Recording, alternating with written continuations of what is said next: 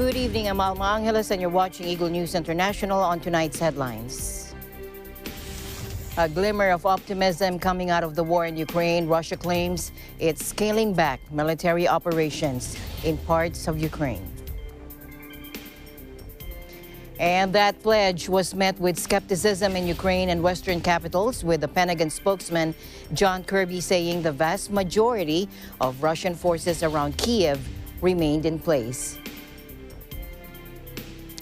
And police and emergency services are gathering after 5 people were killed in gun attacks near the Israeli coastal city of Tel Aviv. It's the 3rd fatal gun or knife spree in the Jewish state in a week. And responding to the series of attacks against members of the Filipino community, the Philippine Consulate General in New York, headed by Consul General Elmer Cato, issued a statement condemning the senseless violence in the strongest possible terms.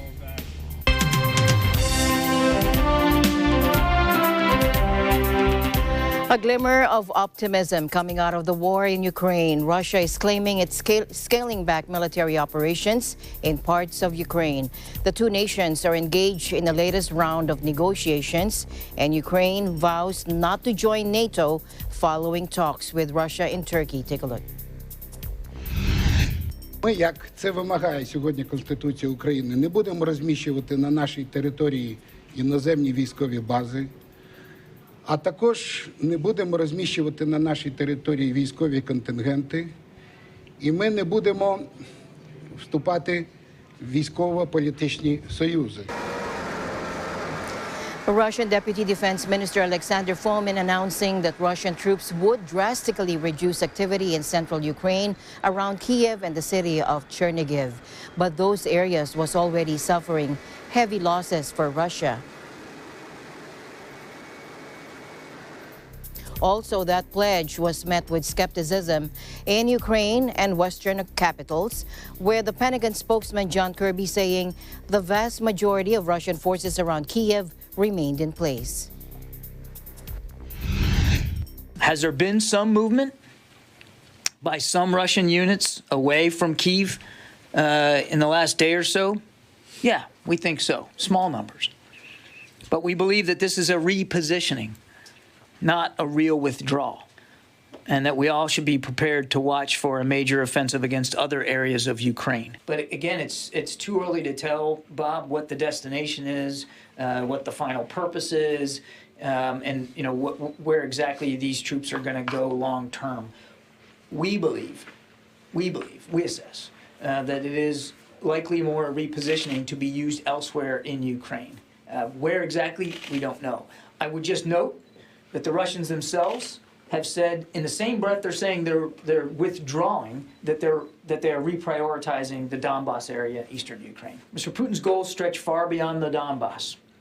The Russian Ministry of Defense's recent talking points may be an effort to move the goalposts, moderating Russia's immediate goals and spinning its current lack of progress as part of what would be next steps. But it's too early to judge what additional actions the Kremlin may take. Ukraine's military also warning the withdrawal of Russian troops around Kyiv and Chernihiv is probably a rotation of individual units and aims to mislead. Still, the face-to-face talks in Istanbul marked the first sign of progress in discussions to end the conflict, with Kyiv's negotiator David Arkamia saying there were sufficient conditions for Ukrainian President Zelensky, to meet Russian President Vladimir Putin. More than a month of conflict has left thousands dead, forced millions from their homes. And in the east, a Russian missile tore a hole in a government building in Mykolaiv. A Ukrainian military press officer confirms that at least 7 people were killed, 22 injured in that attack. Take a look.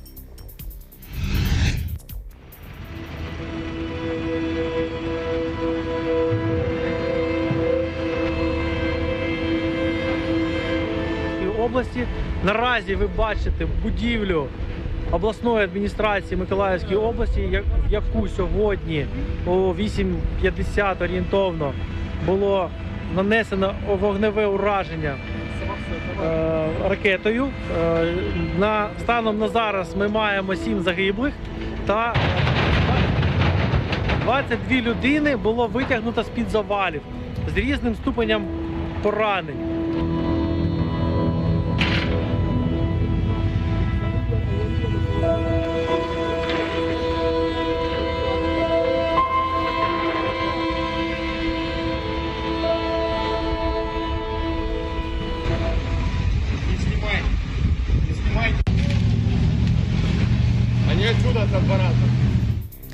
Meanwhile, an injured Ukrainian soldier is sharing his battlefield experience from his hospital bed. Soldier Kirilo Zadolenko said before it was a trench warfare, but now they are coming with a lot of military equipment. Zadolenko was injured on the 28th of March and taken for surgery. Take a look. Загорілись ракети, я встав, я почув, що мене ударило під мишку щось. І я одразу вже почав подальше відповзати від тих ракет. Зразу вийшов на порадійки на командира роти. Командир роти приїхав, мене машина евакуював на Комишувах. Ось в Комишувах вже приїхали медики, забрали сюди, привезли. Сюди привезли на рентген і одразу на операцію. Probably 90% it was only the military. Now a big percent of the injuries like civilian people, the citizens from Ukraine, the internal displaced people, and so on. The main task that the Russian troops are doing now is like the war against the civilians. So a lot of numbers of the injuries like civilian people.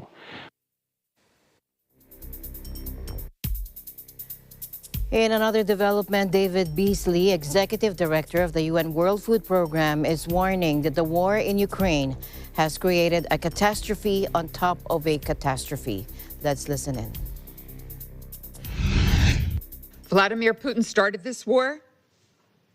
He created this global food crisis, and he is the one who can stop it. We really hope, that President Putin will commit seriously to the peace talks underway. But we are focused on what Russian forces do, not what Russia says, not what Putin says. So now we're talking about a catastrophe on top of a catastrophe, because Ukraine, from the breadbasket of the world now to bread lines, we never would have dreamed anything like this would be possible. And it's not just decimating dynamically Ukraine in the region, but it will have global context impact beyond anything we've seen since World War II.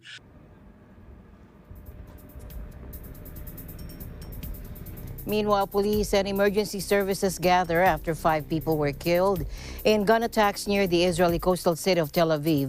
It is the 3rd fatal gun or knife spree in the Jewish state in a week. Take a look.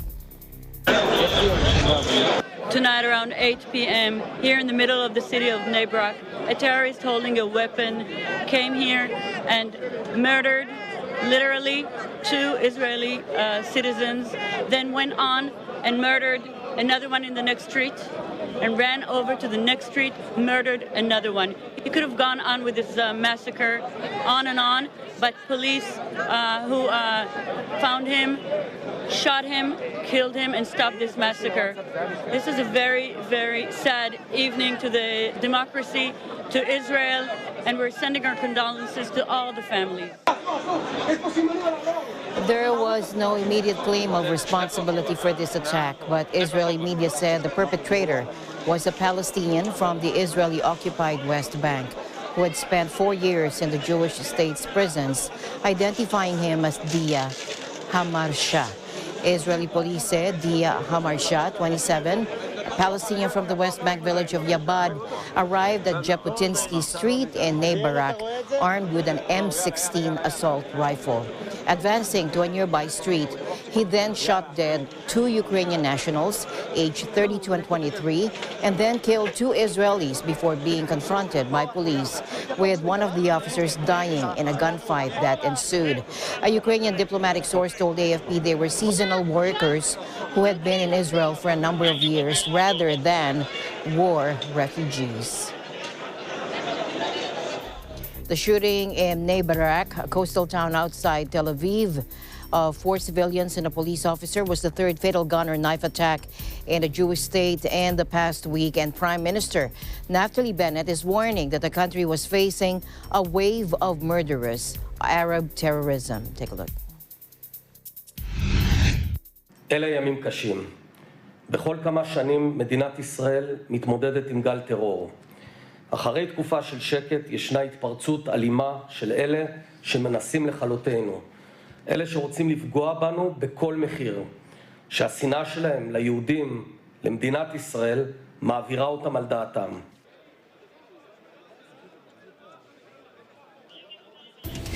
The news continues here on Eagle News. We'll be right back.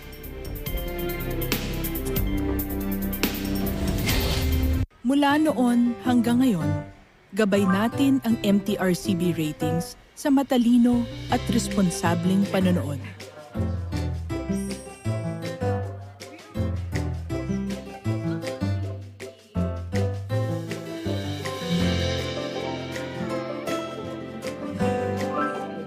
Sa tamang pagsunod sa MTRCB ratings, ginagawa nating ligtas at makabuluhan ang panonood ng bawat miyembro ng pamilyang Pilipino. Lumipas man ang panahon hanggang may pamilyang Pilipino, andyan ang MTRCB.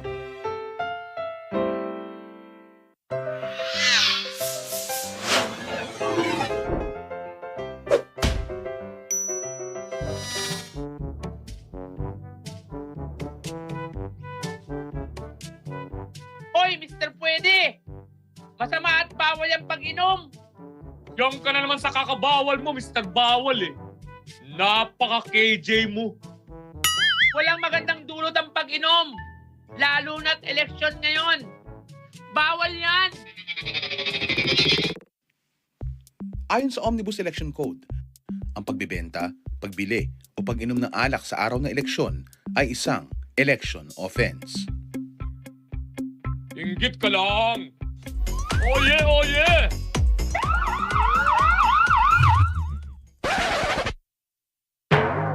Pakawalan niyo ako!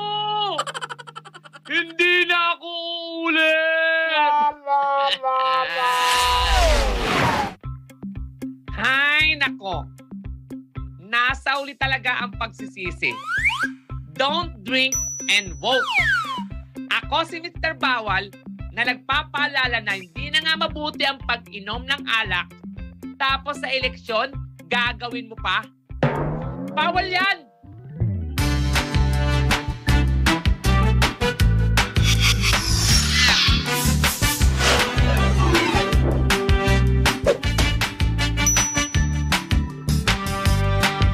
A public service message of Net25 for Mata ng Halalan 2022. Matatag, matapang, matapat. Welcome back. The alert status in Taal volcano is likely to remain at level 3 or magmatic unrest and could be further downgraded if volcanic activity continues to go down without any explosions in the next 2 weeks. Take a look. Kung ikukumpara natin ang pagsabog noong January 2020 at noong Sabado, di hamak na mas maliit ang pagsabog noong Sabado. Umabot sa 16 kilometers ang taas ng eruption column noong January 12 versus mga 3 kilometers lamang noong Saturday. Ano pong kaibahan kung bakit mas mataas ang January 12 eruption kaysa sa mga eruptions ngayong Marso at mga eruptions last year? Ito po ay masyadong maraming gas ang inilabas kasama ang magma noong January 12. Kapag mabilis pong umaakyat ang magma, hindi po nakakaalpas ang gas at ito po ang dahilan ng mas malalakas na pagsabog. After January 12, may umakyat na magma papunta sa crater ng Taal, pero dahan-dahan po at unti-unting nakakaalpas ang mga gas. So hindi nakaipon ng mas malaking pressure ang magma na umakyat dito sa may Taal last year and this year. Kaya hindi siya masyadong explosive. Ano po ang ginawa ng DOST HIVOX? Nagtaas po tayo ng alerto from alert level 2 to alert level 3. Ibig sabihin ng alert level 3, umabot na sa taas uli ang magma at ito ang dahilan ng mga pagsabog. Pinayuhan po natin ang ilang barangay ng Agoncillo at Laurel na magsilikas sa tulong ng Provincial Disaster Risk Reduction Management Office ng Batangas. Ano po ang mga posibleng scenarios na dapat nating bantayan? Kapag sustained pa po ang mga eruption, ang phreatomagmatic eruption po ay eruption kung saan may magma na naghahalo sa tubig at dahil mainit at malamig ay nagkakaroon ng mas malakas na pagsabog. Kung meron pang mga explosions, maintain sa alert level 3. Kung sakali namang wala ng phreatomagmatic explosion sa loob ng 2 linggo, ibababa natin ang alerto from alert level 3 to alert level 2. May nagtatanong din, posible bang magtaas ng alert level 4 from alert level 3? Ito po ay mangyayari kung merong magma na galing sa ilalim, 5 kilometers below, na biglang aakyat sa Taal volcano. Dalawa po ang level ng magma, nasa 2 kilometers up to the surface, yan po ay wala masyadong gas. Kung yan lang ang sasabog, hindi masyadong explosive ang eruption. Pero binabantayan natin dahil may magma at 5 kilometers na baka biglang umakyat tulad ng January 2020 at yun po ay may dalang mas maraming gas. At yun po ang magte-trigger ng mga explosions na mas malakas. Hindi pa natin nakikita ang ganong mga parametro para magtaas ng alert level 4. Solido meanwhile noted that the sulfur dioxide emission from the volcano is harmful to one's health. Health Secretary Francisco Duque III, who was also in the president's talk, said people should stay indoors, avoid opening the windows and doors, use wet curtains, and wear face masks. In a related news, President Duterte said it is prudent to keep classes suspended in areas within Taal volcano's 7-kilometer danger zone. In the second part of the pre-recorded talk to the people that was aired this morning, he made this remark after the Department of Education Secretary Leonor Briones said classes have been suspended in at least 19 schools in Batangas for the protection of the students. Take a look. Pero yung dito sa Batangas, yung mga schools na na-identified as permanent danger zones, yung na-identify na they're already compromised, they could be compromised, mag-escalate ang ating pagputok ng volcano, nagsuspend tayo ng classes, Mr. President. Normalcy must be achieved there sa ano. Yes. Pag hindi pa normal situation, then it would be on the side of prudence na huwag na natin expose yung mga anak. The Philippine Institute of Volcanology and Seismology raised the Taal volcano status to alert level 3 after its phreatomagmatic eruption on Saturday. Batangas is under COVID-19 alert level 1 until the end of March. And the Australian coastal enclave of Byron Bay, known for its celebrity residents and idyllic beaches, was inundated by floodwaters today as severe storms again battered the country's east. Take a look. If you live on and near any rivers, creeks and streams, please stay up to date with the latest forecast and warnings and listen to all advice from emergency services. Because as we saw last night, these coastal troughs and small-scale low-pressure systems are always rapidly evolving and quickly changing weather systems. Sometimes they fall on the coast, sometimes they fall off the coast. Unfortunately, this time it formed right on the coast rapidly overnight, causing intense and torrential rainfall that caused the widespread flooding that we saw through our communities. The messaging has also been through the night and over the last few days to stay aware of your surroundings and to be across what is coming. So we talked yesterday afternoon about the potential for levee overtop. We talked again during the night about potential for levee overtop. Emergency text messages were also issued during the night to the community, and the warnings were also issued during the night. For weeks, Australia's east has been smashed by extreme weather, fueled by La Nina weather patterns and climate change. Record rainfalls and deadly floodings have killed at least 22 people since early February. In Lismore, which last month was devastated by a record 47-foot floods, the town's levee was breached Wednesday morning, sweeping away any progress made by a weeks-long cleanup effort. For weeks, Australia's east has been smashed by extreme weather fueled by La Nina. Record rainfalls and deadly floodings have killed at least 22 people since early February.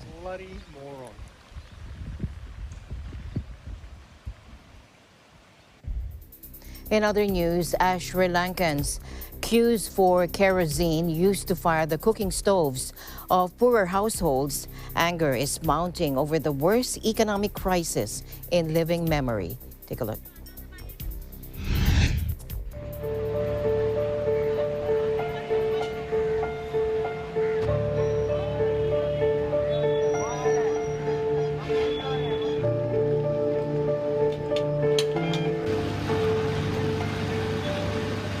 நாங்கள் 5 அவரா நிக்கிறோம். காலையில இருந்து சாப்பிட இல்ல.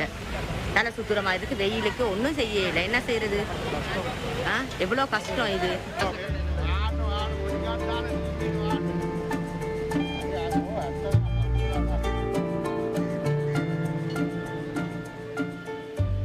மக்கள் லாமனைக்கு பெட்ரோலுக்கு case இல்லாம தின்னு இல்லாம சாவுறாங்க.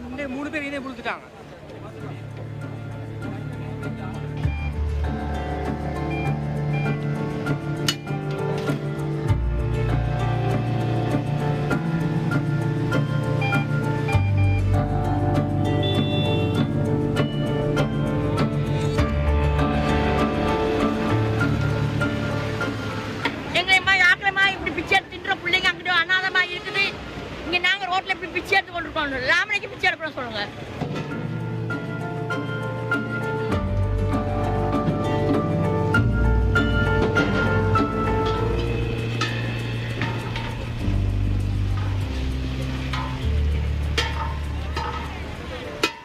I am expecting it to get a lot worse, and unfortunately they are unable to contain it because the people who created the crisis are very much still in charge of the economic management.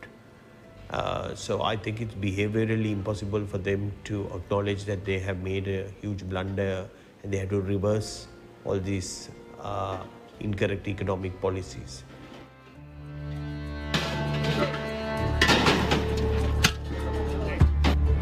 ජනාධිපති Gotabaya Rajapaksa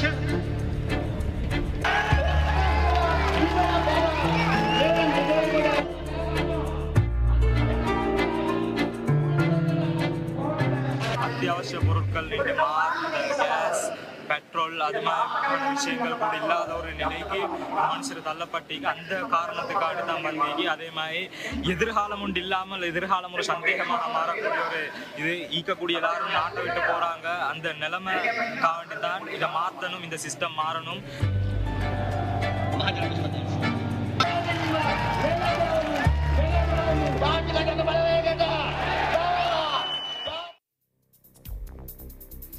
Responding to the series of attacks against members of the Filipino community, the Philippine Consulate General in New York, headed by Consul General El Mercato, issued a statement condemning the senseless violence in the strongest possible terms. The Philippine Consulate General in New York condemns in the strongest terms these latest attacks against members of the Filipino community after 2 more kababayans have been added to the growing list of victims of the senseless violence that has left many Filipinos in fear. On Sunday, a 73-year-old Filipino was reported to have been assaulted by a homeless individual while on his way to church between 8th Avenue and 40th Street in Manhattan. On Monday, a 53-year-old Filipino was beaten unconscious and robbed by another homeless individual at a McDonald's store on 7th Avenue near 34th Street. The assaults, which follow the brutal attack against a 67-year-old Filipina in Yonkers, New York, 2 weeks ago, bring to 34 the number of anti-Asian hate incidents and criminal violence involving Filipinos since last year. The incidents in Manhattan bring to 7 the number of cases involving members the Filipino community reported to or monitored by the Philippine Consulate General in New York this year. In view of this, the Philippine Consulate General in New York reminds kababayans to be vigilant at all times and to take the necessary precautions, especially when in public.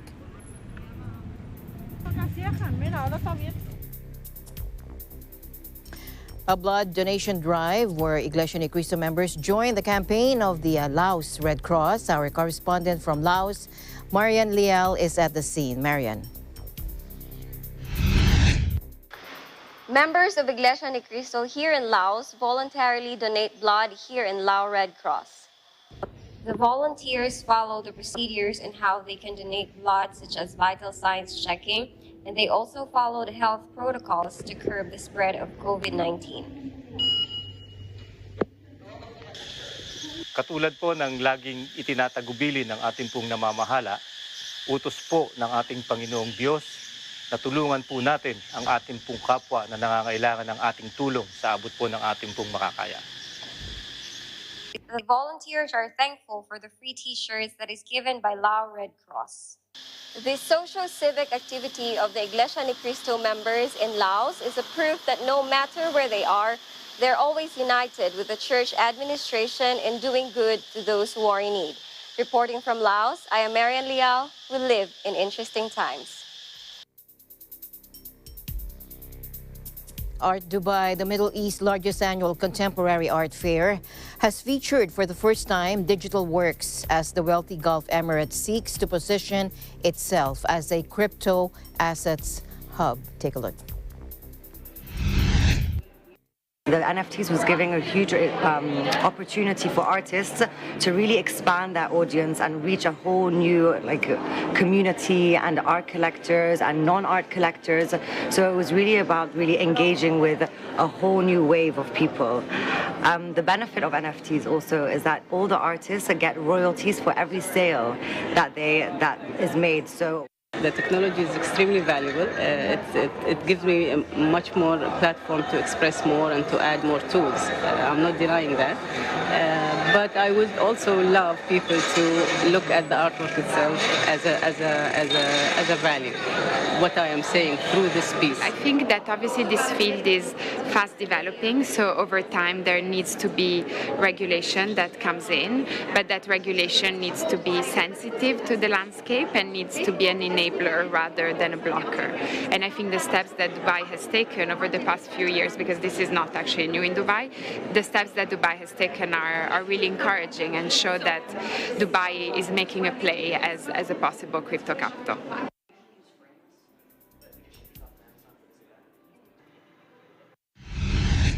And there you go, NASA astronaut Mark Van de Hey and Roscosmos cosmonauts Piotr Dubrov and Anton Shkaplerov hugged their International Space Station crewmates before boarding a Russian Soyuz spacecraft back to Earth. Cosmonaut Oleg Artemyev closes the hatch of the capsule. NASA earlier in March said tensions linked to the war in Ukraine had no impact on ISS operations or the planned return of an American astronaut aboard a Russian capsule later this month. There had been fears that soaring tensions between the U.S. and Russia over Ukraine could leave the 55-year-old Van de Hey stranded on the outpost. The ISS, a collaboration among the U.S., Canada, Japan, the European Space Agency, and Russia, is expected to be wound up in the next decade.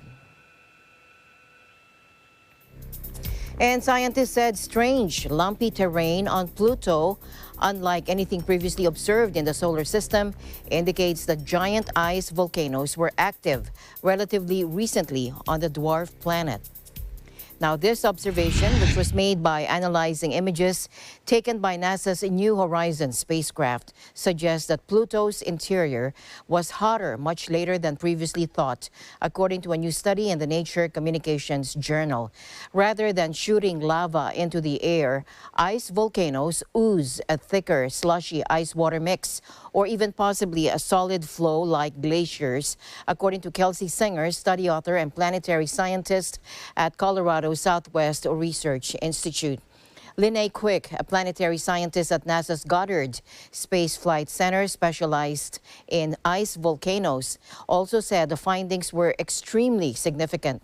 She said they suggest that a small body like Pluto, which should have lost much of its internal heat long ago, was able to hold on to enough energy to facilitate widespread geological activity rather late in its history. The analyzed images were taken when the New Horizons, an unmanned nuclear-powered spacecraft about the size of a baby grand piano, became the first spaceship to pass by Pluto in 2015. It gave the greatest insight yet into Pluto, which was long considered the farthest planet from the sun before it was reclassified as a dwarf planet in 2006. And that's it for tonight's broadcast. As always, I'll end the day on a thoughtful note. Our ability to look back and smile at our past is proof that God's plan is to keep us moving forward. This has been Eagle News International. I'm Alma Angeles. Stay alert, stay informed, because we live in interesting times. Good night.